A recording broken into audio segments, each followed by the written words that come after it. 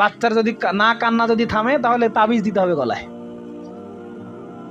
সন্তান হচ্ছে না, এখন কে কে ওমরা করতে যাবে? আতিয়ার ভাই ওমরা করতে যাবে, আচ্ছা ঠিক আছে, তাহলে আতিয়ার ভাই একটা মরিয়ম ফুল আনিয়েন। আরিফ ভাই ওমরা করতে যাবে, একটা মরিয়ম ফুল আনিয়েন।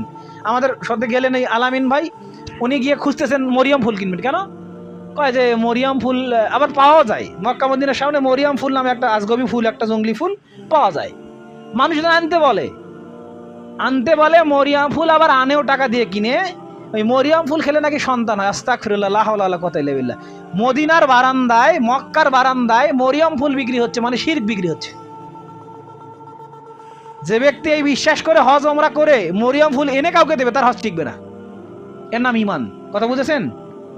উদাহরণস্বরূপ এনারা আগামী সপ্তাহে, আগামী পরশুদিন যাচ্ছে ওমরায়।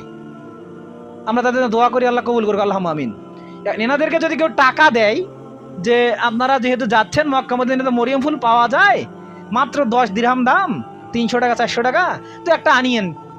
10 বছর হলো বিয়ে করছি, বাচ্চা নাই, মরিয়ম ফুল খেলে নাকি বাচ্চা হয়। তো ওই যে কিনতে দিল তার তো ইমান নাই, যে কিনে এনে দেবে তারও ইমান নেই।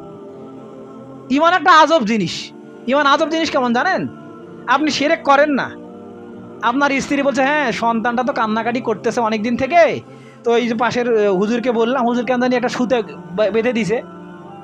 আপনি আপনার সন্তানের গলায় সুতাটা রাখলেন, কিছু বললেন না।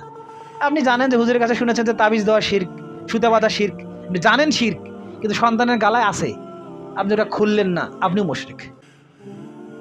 কথা মনে হয় বোঝাতে পারিনি। আপনি খুললেন না, আপনিও মুশরিকদের একজন। এটা ঈমান। এটা কি? ঈমান।